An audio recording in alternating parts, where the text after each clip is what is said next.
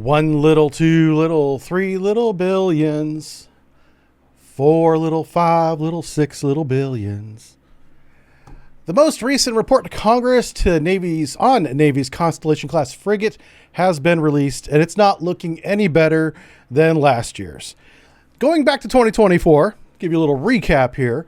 The Constellation-class frigate, being built in Wisconsin by Finnegan Marionette Marine, has been delayed by 1 year as of January 2024, but just 3 months later in March, 1 year ago from now, they extended that delay 15 months to now the first hull would be delivered in 2027.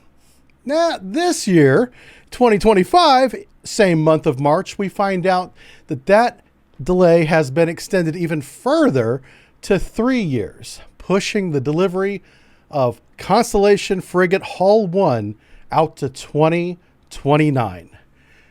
All these delays and extensions in the timeline are adding to the cost of this ship. Costs are skyrocketing, going over budget, and I'll show you how it's happening in today's video. Let's begin at the beginning. The Constellation class is based on a ship that already exists in the French and Italian navies. They currently designed this back in the 2000s and began commissioning this FREM-class frigates for their respective navies all the way back in 2012. The U.S. has incorporated this design, bought the licensing to it essentially so that we could put American systems on this French-Italian frigate and use it in the United States Navy, calling it the Constellation class. This approach to ship design is called parent design model. So when the changes came in, putting on American systems and taking off the European systems, it started out as about a 45 to 65% different ship, a significant change, but that was to be expected all the way back in 2019 when funding was being appropriated. And then the program officially began in 2020 with this large category of changes. Work began in Wisconsin. Everything's looking great until 2021, when the design was submitted to the Navy, specifically NAVSEA, for approval. It was kicked back to the shipyard with additional design changes. Things had changed in the past year and a half. New technologies had come up. There's better ways of doing things. New software updates with hardware requirements that needed to be changed on board this ship. So in 2021, the shipyard went back to the drawing board and incorporated the design changes required by NAVSEA, the U.S. Navy. In 2022, this happened again. Instead of having an approved design, as was scheduled by 2022, they just simply got more changes from NAVSEA. By the time 2024 came around last year, 85% of the parent design had been removed and replaced with new design changes. And in 2025, as you're watching this, NAVSEA's not done. One of the things remaining is how many VLS cells will they put on the frigate? From the beginning, going back 5 years, it's always been 32 cells. That's never been in question until recently. Somebody's questioning whether that's enough. Maybe they need 48.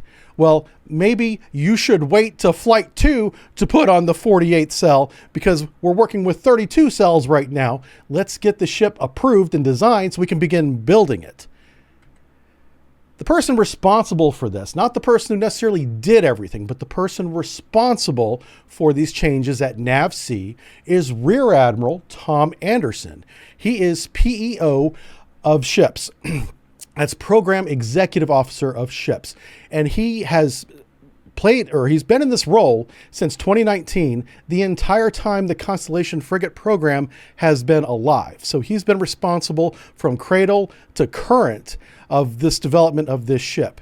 Now, he has history in building ships, which is why he's in his current position. He was the program manager for the Littoral Combat Ship. Now, those of you that know that program went off the rails wildly with cost overruns, modules that did not work, and maintenance contracts that required Lockheed Martin contractors to fly out to Singapore to conduct maintenance and repairs and calibrations of fuel gauges on the Independence class, just as one example. So there was a lot of mistakes made. Many of you may be asking, well, why would you put the same person in charge of the Constellation class if he screwed up the LCS so much? Well, there was a lot of lessons learned, and we could do the Constellation differently this time based on our experience with LCS. So there was an argument to be made to having the Rear Admiral Anderson in charge of Constellation. Unfortunately, a lot of the lessons learned were not implemented in the Constellation class. Simply, the changes that are being submitted year over year or multiple times during a year, they just don't stop, are delaying final design approval because the Navy, NAVC specifically, keeps changing the design on the shipyard. The shipyard is giving the Navy what it's asking for. The Navy is continuously asking for something else, as if it doesn't really know what it wants. And during this entire process, as people come and go, one man has been in charge of the entire Constellation-class frigate program. Rear Admiral Tom Henderson. That's the man. Let's look at the money. After 5 years, $3 billion of a 5.5 fixed cap contract has been spent between 2020 and today. Finicatary Marionette Marine in Wisconsin has been designing and redesigning this ship for going on 5 years now. In 2024, they finally laid a keel in the assembly building so that they could check off that milestone that production or construction assembly had begun technically, because there's a piece of metal on a keel block and it's right there. You can see it. That unlocked an additional bucket of funds to begin construction on Hull 2, as you see in these charts. And that freed up twice as much money as they would have got had they not laid down that keel. But the design is still not finished. They're working on procuring materials for Hull 2 without a finished design for the ship at all. That's where we're at with this program. Let's take a look at the contract. The contract in 2024, May of 2024, less than a year ago, was extended to 2034 because of all these delays. And they added $6.6 billion, or raised the cap from 5.5 to $6.6 billion for the shipyard. With that money, we're going to get 6 ships instead of 4. So we've got that going for us. We're spending 6.6 over 14 years to get 6 frigates from this shipyard. To give you an idea of what this looks like on a graph, this is how quickly we're spending the money. In the first 4 to 5 years, there's been 5 annual payments anyway to the shipyard. We've spent $3 billion out of a $6.2 or so billion budget.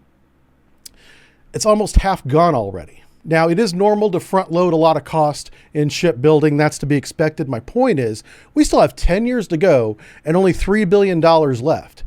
They're clearly going to go over budget, and that's assuming there's no more delays.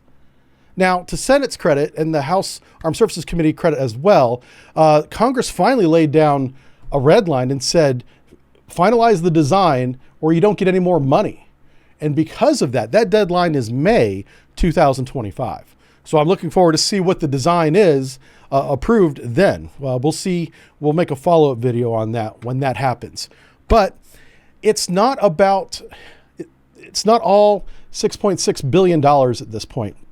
There is additional funds going into this that are not publicly disclosed until they're already authorized. For example, whenever the Navy wants to build a ship, they have to go before 4 committees. There's 2 House and Senate Armed Services Committees, one, and there's also a House and Senate Appropriations Committee. So there's 4 total committees that they have to testify before. These are public hearings where they justify the cost and, basically, prove to Congress that the money's not being wasted, essentially. Well, that's where the $6.6 billion is now, through those methods. But in the House of Representatives continuing resolution bill that is being passed basically as you watch this, to keep the government open through the rest of the fiscal year, so that's through the end of September 2025, there are 99 pages that I recommend you read of additional funding in this thing. I just clipped one page here for you where you can see all the additional funds going to Navy construction in this screen grab, but look how much money is going to the frigate. An additional $2 $130 million is going to the Constellation-class, a ship that doesn't even exist on paper yet, that we've laid a keel on a keel block and are building number 2 now somewhere. But there's nothing really to show for all this money. And this money here has not been through the vetting process of going to the Armed Services Committees and the Appropriations Committees. This is in addition to. And I might add, it has absolutely nothing to do with keeping the government open. Why is this in a continuing resolution bill whenever it's about shipbuilding? There should be a shipbuilding bill for this. We need to break these omnibus bills apart into their parts so that they can be vetted. This is how government spending gets way out of control. And do you know what the U.S. Naval Institute found while I was looking for the construction funds? They found $1 billion to the Columbia Ballistic Missile Program. That is a $110 billion program already that we're burning over $9 billion a year on. Congress is authorizing over the next 6 months, they get an additional $1 billion due to emerging cost anomalies. When it's $1 billion, I want specifics. It's not an anomaly. You need to tell me what the hell that is. That's not chump change. That's 10% of the annual budget that they're just giving in 6 months without going through any of the subcommittee processes. It's just on top. Great work to U.S. Naval News, or Naval News, Naval Institute rather. I'm Naval News. Okay, but there's hope. There is a new Secretary of the Navy. He's only a nominee at this moment, but it looks like Mr. John Phelan is going to get approved because he's apparently got bipartisan support. He's got majority support. It may not be unanimous. It doesn't need to be, but it looks like he's going to be our next Secretary of the Navy. Now, you might be asking yourself, who the hell is this guy? He's not, someone that we're familiar with in Navy circles, and that's because he's a private investment capital man. He's an investment banker, essentially, not a banker. He's an investment person. He is the co-founder of MSD Capital. MSD Capital is Michael Dell's fortune estate from Dell Computers. Michael Dell famously started his Dell computer company in his garage and made a fortune. Well, managing that fortune is this MSD Capital. A co-founder of that private investment firm is Mr. John Phelan. This is the man that's going to be apparently running the Navy from the senior civilian side of the house. The Secretary of the Navy is the senior civilian specifically over the Navy. Now, the reason why he's been selected or nominated is that he ran a fundraiser for the Trump campaign in Colorado and raised a lot of money for his fund. So this is kind of his, repayment, if you will, for supporting Trump in that way and helping him raise money to get elected. But I've listened to this man's testimony. He did, I think it was like a 3-hour public hearing with the Armed Forces Service. I think it was a subcommittee. But he talked about a lot of the problems that I've pointed out on this channel over the years. So he's certainly aware of the problems. A big one is right to repair. If you didn't know, specifically with the LCS class, the maintenance manuals that the crews have on board do not have all the procedures to completely fix every fault with every system. For example, I had mentioned the fuel calibration sensors in the fuel tanks that send fuel to the engine, right? Well, those, whenever they originally were installed, apparently were not calibrated properly. It needs to be recalibrated, I guess, annually. Well, the procedure to recalibrate those is not on board. The onboard references say call Lockheed Martin, we'll send contractors. And that's exactly how that's been happening for years now. We spend, or I'll say waste, millions of dollars flying out Lockheed contractors to Australia and Singapore, maybe the Philippines, to go on board LCS ships and calibrate these fuel level sensors, among other things that are required to be maintained by military contractors, not the crew. That is absolutely unacceptable because your ship, when it breaks down, will most likely not be in or even near a port. You need to have the ability to repair at sea with the sailors you have on board. So he has recognized this and has pledged to look into it. He's not been read into any programs. He doesn't have his clearance yet, so he doesn't know all the details. He doesn't know what he actually can and can't do. So he couldn't make commitments to resolving that issue without knowing the details of the issue. I'll give the man a pass on that. But he is aware of the issue and did address it during these hearings. This is very good. This is a good sign. We didn't see that from the last Secretary of the Navy. Last Secretary of the Navy did a lot of ceremonies. He went on board a lot of ships, shook a lot of hands, had a lot of speeches, had a great time. Secretary of the Navy looks like a very fun job. But there's also an actual job side to it, and this man at least recognizes that. So hopefully that's a change. The next big one is something we did in the 1970s to help accelerate shipbuilding to get to that big 350 ship Navy we had in the 80s, was a no change shipbuilding contract. And what that is when the Navy approves a bid to build a ship like the Oliver Hazard Perry class frigate back in the 70s and 80s, once that is approved, the Navy does not change the design again. If the Navy wants to improve the design, they can build a Flight 2 or a Flight 3 where you change the design, get that approved, and then begin building that version while you're building version 1 the entire time. So shipbuilding never stops. In the case of the Constellation class, shipbuilding is not starting because they keep iterating the design every year, multiple times a year. So that needs to change. He needs to enforce no change shipbuild contracts like we used to do, but we can still improve our ships with modern technology the way we've done it with the Arleigh Burke destroyers.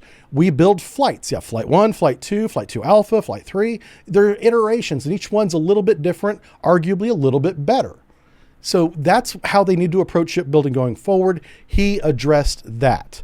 So we'll see what he actually does whenever he's in office, but he at least has the information. He is aware of the problems. And I wish nothing but success and good luck to Mr. John Fallon, the next Secretary of the Navy.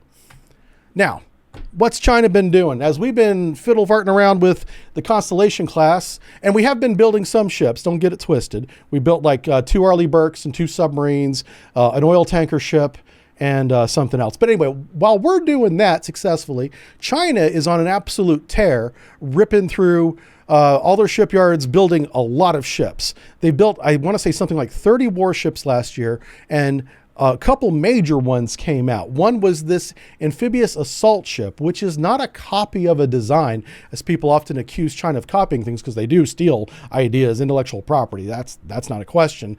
But this amphib design is an original Chinese design. It's the only amphibious support assault ship in the world that has a catapult on it like an aircraft carrier. Yeah. And they built their 3rd aircraft carrier. Arguably, I would say their only aircraft carrier because their first 2 are more like training vessels in my opinion. But technically, they have 3 aircraft carriers now, but this one, the Fujian, is a real aircraft carrier with catapults and some good technology. She does have some problems. She's in refit again after her sea trials to fix whatever they found, but clearly she burns through a lot of fuel very fast because she's a very big, heavy ship with lots of generators on board to support the electromagnetical catapults, just as an example, and of course the main engines, and just burns diesel fuel doing it instead of having a nuclear reactor like the Americans have. So I'm sure that's wasteful. Anyway, they also built the Type 54 Bravo destroyers. Those are very good modern destroyers. Bravo being the iteration of Type 54 before. And so this is them improving on their systems in iterations, just like we did the Arleigh Burke. They've learned from our lessons. We haven't learned from our own lessons. We put the LCS guy in charge of the new Constellation class. Anyway, the Type 55, they built 2 of these very large Type 55 destroyers, essentially very close to what our Ticonderogas were like. It's not a one-to-one comparison. One could almost argue that it's closer to the Arleigh Burke Flight 3 than the Ticonderoga. Either way, the Type 55 destroyer that China has, and I believe this is like number 11 that they built, is very good. It's a good ship. So they're building a very real Navy that is on par. We have parity in terms of capability per ship in these systems like this. Arguably, I mean, our carriers, I think, are a lot more sophisticated and capable than the Fusion is. But that has a lot more to do with the airplane that they use than it is the ship themselves. There's lots of arguments to be had. We'll have that in another video. But this is what China's been up to. Now, it's not all bad news, because we have President Trump as the leader right now. He has bought us time, but he's done it in a way that no one, including myself, expected. So you probably know by now, and the reason why this video is so delayed is things are changing every day. Every time I make a video or write a script, I've got to rewrite it, because he's just completely rewriting American policy from the White House, it seems. But let's go over what he's done. President Trump has suspended all Ukraine support, including intelligence gathering and sharing support with Ukraine, targeting and stuff like that. They get nothing from the United States anymore. I did not expect that. Trump also stated, and this is not as surprising because this was his policy back in 2016, when he warned NATO countries that they need to begin fulfilling their minimum commitment of, I think it's 2% GDP towards their military, and raise a military that if America needs help, you guys could come help us too. This is not just a one-way transaction as it's been for 75 years, where we're going to rush in and reinforce Germany in something we call Reforger. What about reinforce America in case America needs help? So that's kind of where he's coming from. NATO countries, historically, most of them, some of them do, by the way, reach their minimum, but many of them do not. Many of the big ones do not reach the NATO required minimum to be a member of NATO and enjoy NATO protections. And so finally, Trump said this on TV, and he repeated it, that we would not defend NATO until they pay. We would not support Article 5 in the way that they expect until they meet their financial commitment. And more importantly than the money, they need to have the systems in the field, which is more than just spending the money on designing it. You got to design it, you got to build it, you got to practice with it. When you've done that, however long that takes, then we can talk about Article 5 again. But Article 5 does not say what a lot of people assume it says. A brief description of it, and you can read it for yourself. It's not that long of an article. It's like 2 paragraphs, or it's actually like 4 paragraphs, whatever. It says that every country in NATO will come to the defense of a country being attacked with their appropriate capability. So America's got a lot of capability. We got Air Force, we got Army, we got Marines, you don't fuck with them, and then Navy, of course. And all that to support a country would cost money. We'll say $10 billion. Hell, let's use Ukraine as an example. $200 billion. Well, instead of sending the Air Force, the Army, and the Navy and all that, we could send you $200 billion and say, that's our Article 5. Good luck. You will be conquered, but you will be a rich country as you get taken over by Russia. That is the extent of Article 5 if you wanted to interpret it that way. It's very non-specific into how each country will support, other than saying you will support with your capability. Well, $200 billion is a lot of capability. So, but we're not even going to do that, by the way. Trump said twice that he's not even going to do that. So the new world, or the new perspective from the United States, is we are not going to go to war. Trump has repeatedly said that he wants to be known as the president of peace, or the peace president. So he is not interested in fighting. He's interested in, backing away from wars like what's happening in Ukraine, and not even honoring the NATO commitment to defense. That's where we live. So China sees this too. This is an amazing graph that shows how China has responded to the changing of the guard here in the United States in terms of the presidency. So the line you're looking at as it goes up, those are China's incursions into Taiwan's air defense identification zone in a provocative manner, whether it's a war game or it's just flying bombers around the island. The number of units involved in that is the number you see on the graph here. So during the campaign, which is that end of the graph, you can see when Biden was running for re-election, they had ramped up their incursions to 437, a lot, in that time. Suddenly he backs out of the race and Harris comes in for the Democratic Party. What happens? China backs off. Harris is an unknown quantity. What is she going to do? China's not as aggressive while she's running as the Democratic nominee, and everybody in the media is telling China, we're going to win from the Democratic side. Trump, in an absolute bombshell, not only wins the presidency, but wins like the popular vote, turns the map red in his own words. And look at what China does. Goes right back to intrusions in and around Taiwan again. So this is a great response of how China views the leadership of the United States. Biden and Trump are weak. Harris was an unknown quantity. They were hedging their bets on Harris. Now, just recently, February 26th, China did live fire drills near Taiwan. They were something like 40 miles away from Taiwan in what was clearly a demonstration of force in their waters, near their waters, I should say, not in the waters. But China also circumnavigated Australia over a month-long, voyage with a Type 55 destroyer that we talked about, a Type 54 Bravo that we talked about, and a fast oiler, a Type 903, supporting both of those ships because they need fuel to make this trip. Now, this flotilla went all the way around Australia while also conducting a live fire exercise between New Zealand and Australia. And in a real unprofessional move, they didn't announce this beforehand. They did make an announcement as they commenced. So there were planes in the air flying between these two countries that had to divert in flight so that they didn't fly through a live fire exercise and have some kind of disaster happen. That was very unprofessional. They should not have done. China should not have done that.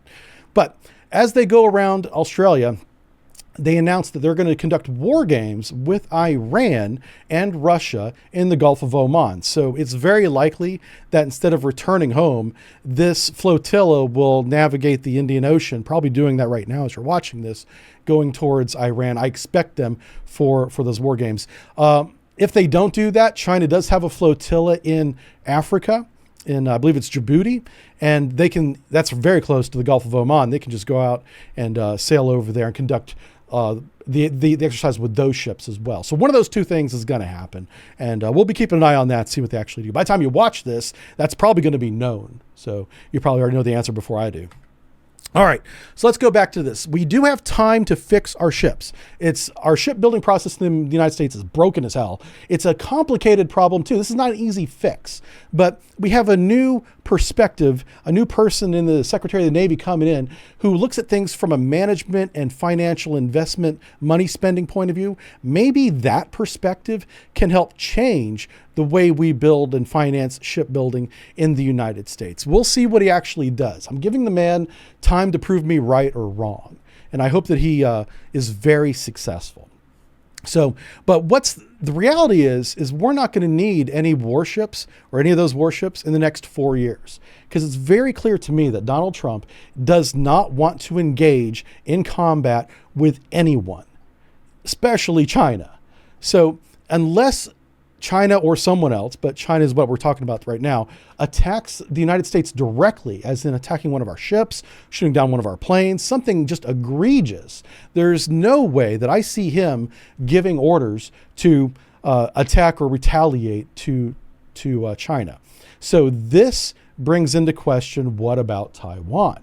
For decades, it's been assumed that with the Taiwan Relations Act of 1979 and the six assurances that we would defend Taiwan, even though that's not at all what it says in those agreements.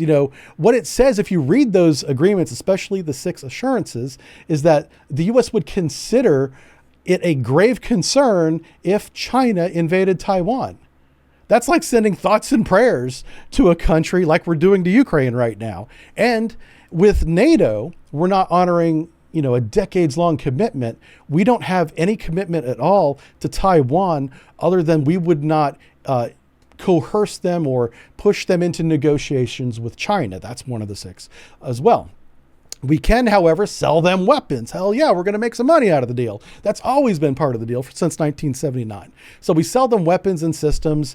We're not going to defend them. And then as far as China goes, we have a one China policy, which includes, but not specifically states, Taiwan. So what do you think is going to happen when China, and this is definitely happening, invades Taiwan? Do you think America's going to get involved? Yeah, I don't think so at all.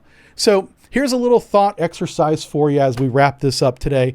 Imagine a world in 2025, just like it looks right now, with the United States, military all over the globe. We're flying in the air, we're sailing the seas, we got our army doing army things over there, but we don't engage in any major combat. We bomb the random terrorist in the hills once in a while. That's never going to change, but we're not going to support a war in Ukraine or Taiwan or even Europe at this point. We might take Canada. That's unresolved. So in a world without the United States military taking any action, who would then be the top powers? And I've made a list for you here. I've used not just their military, because they need the economy behind it to support the military. So if you combine the top economies of the world with their military, the top 5 are, in this order, China at the very top without the United States. Below that is India, which may be a surprise to many of you. Who comes in third place? Russia still. With all the sanctions and them getting their ass kicked for years in Ukraine, they still are number 3. That gives you an idea how freaking big of a military that they have. It may not be any good, it may not be well run, but it's big, okay? Now, below them, coming in at number 4, is Japan. And then below them is Germany, or more widely known, European Union. I'd like to just clump them all together as one unit. So those are your top 5 right there, ranked in order. Japan's bigger than EU in terms of military and economy together, in my opinion. Now, in that world, who do you think comes out on top? Put that in the comments. All right. This has gone on way too long. Thanks for putting up with my rambling. We'll see you guys next time. Good luck to everybody. Hope things work out. Bye.